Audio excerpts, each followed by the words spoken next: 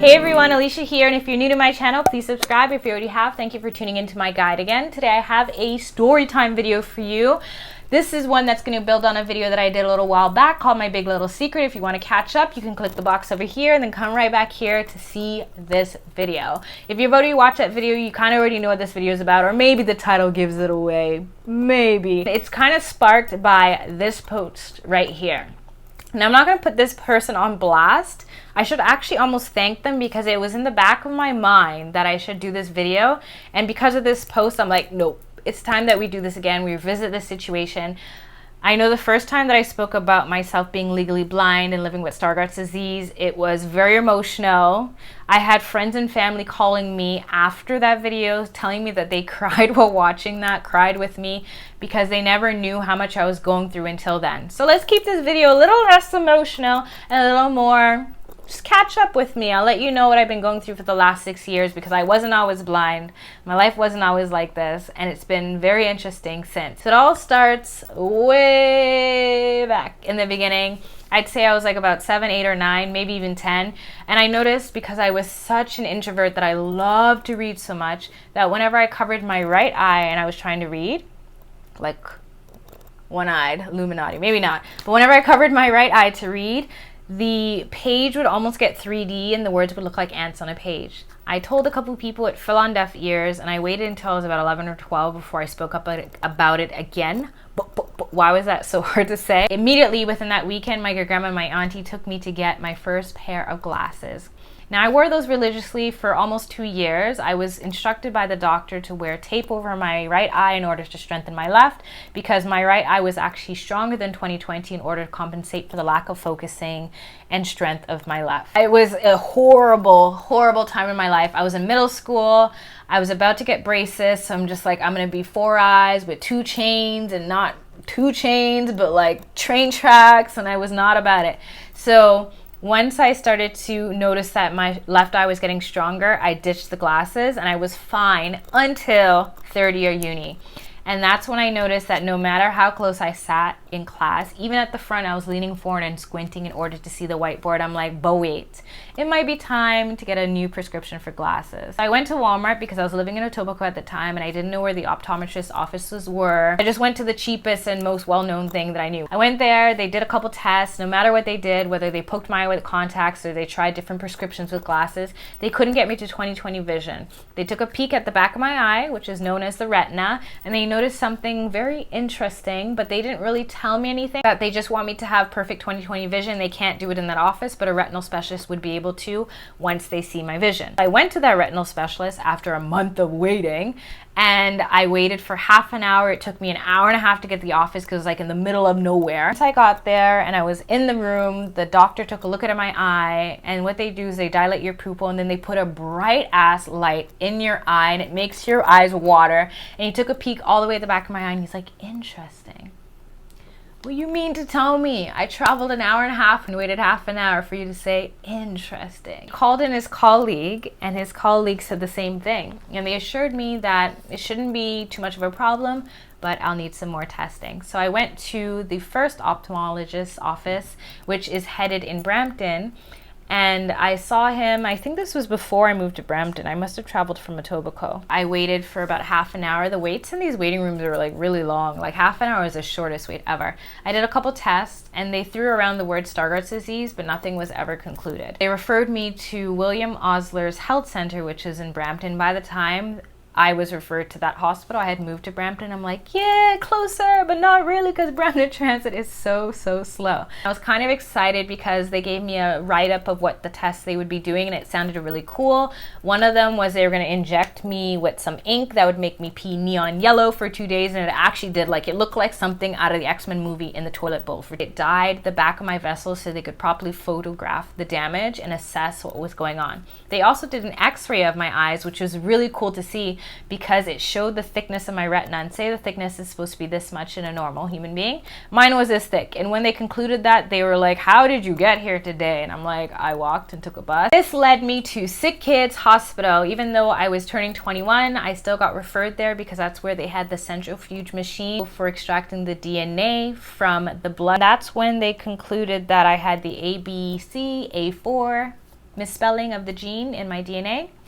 I remember getting the call like it was yesterday because my friend was making burgers for me and my doctor called. I saw his name on my phone because I had it saved like speed dial because I had been seeing them so much at this time. And he's like, you may want to sit down. And I was so annoyed the fact that this was the 8th specialist I had seen and the 8th time that I got tested. Like, we've concluded you have the gene, so you're gonna have to tell your parents and your family. Your license is gonna be revoked because you're no longer able to drive. Because I was sitting at about 20/60 vision, and I think you have to be 20/60 with glasses, and I hadn't gotten a prescription at that point.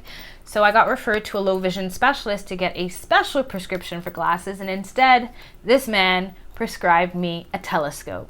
A miniature telescope about this long and this thick, but a telescope. And I'm like, you want me to use this in lecture? How am I supposed to hold up a telescope like I'm a pirate? From there, I asked for another referral. This time it was my willingness because I really wanted some sort of solution to help me study in school. I went to this other ophthalmologist, and I still keep in touch with her today. She's amazing. She gave me my first pair of reading and distance glasses with prisms, and what the prisms do is it reflects the light to a part of my retina that isn't damaged by the lipofuscin.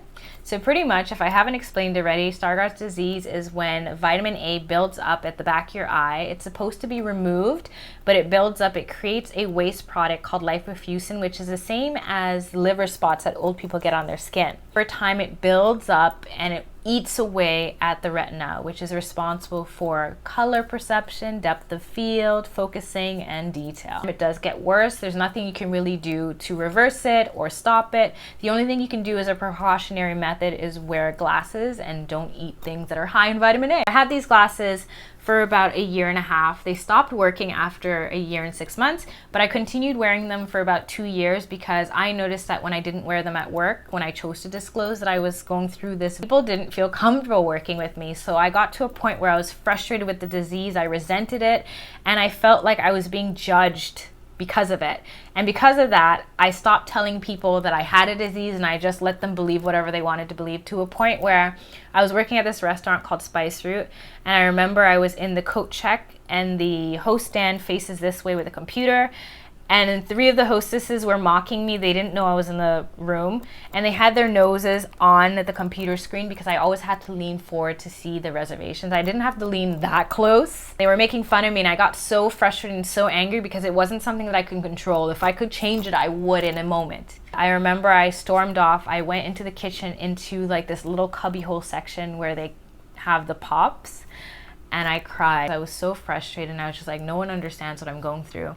I hate this aspect of myself. This is not who I want to be. It's preventing me from doing the things that I want to do, like getting a car and getting a condo and getting a job to pay for a condo and all these things that I wanted to do. And it made it really hard for me to get through my last year of university too. I was eternally frustrated, and every day I was very annoyed with that aspect of myself, and I refused to acknowledge it as part of who I was until recently, and things really have changed and looked up. It's not easier by any means, because since then my vision has gone from 20/80 to 2200 in this eye and 2400 in this eye, which is why I'm considered legally blind.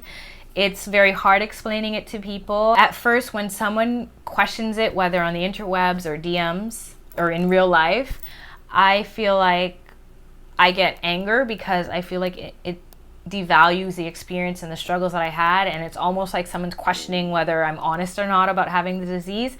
But it also makes me feel like they don't get it, and it's like a broken record of having to explain it again. But I understand, if you've never heard of Stargardt's before, how would you know? How would you understand that I'm making eye contact with the camera right now, but I'm not really, because I don't see a camera at all. It's really hard when my wings are to the gods and I try to get my eyebrows on fleek and I'm trying to keep my hair looking nice.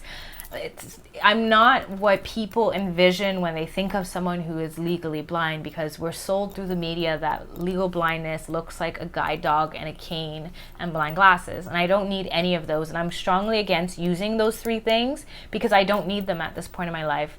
And I spent so much part of my journey trying to make other people comfortable and happy and trying to hide and conceal this aspect about myself that I'm not doing any of that anymore.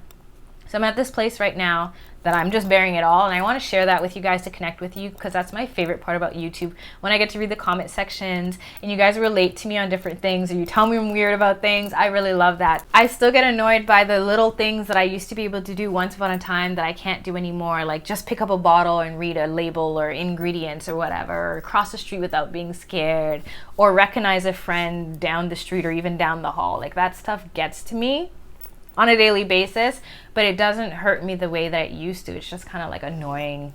It's kind of expected. It's a process. I'm going through it. So I'm happy that you guys have made it to the end of this video. If you've got any questions whatsoever, check out the information box, because I'm going to put all of the statistics there. That word I always try. I didn't want to really get into that too much in this video because I felt like that would be boring. And if you really, really want to know, it'll be in the information box with some links to check and cross-reference for yourself if you want to do some extra reading. I'm really grateful, as I said before, for you guys. So thank you for tuning in. I hope to see you guys in another video. And until next time, love and later. I had a GoFundMe last fall because I run the very first Toronto youth-led youth group for people with vision loss. And that needs money and income in order to get it from the ground up. Whether I want to host events or increase advocacy or awareness, all of that will require funding at one point. I haven't touched that at any moment whatsoever, because part of that money from the GoFundMe is for my savings, because I have been let go from a job before and it was really scary and I went into depression, and I don't want to ever feel like I'm just floating ever again. So I have a little nest in case of anything, and then the second half of that money is for the support group. It hasn't been touched whatsoever. Whatever I choose to spend for reviews on YouTube or for the giveaways, when this message came in, I'm assuming that's what it related to, is my hard-ass earned money that I made from working at a restaurant. And if you work in the industry, you know that it's hard-ass earned money. So how I choose to spend it is my business and my business alone. Whether I choose to go to Shoppers Drug Mart, Walmart, or Sephora, that is my choice. I just wanted to put that out there.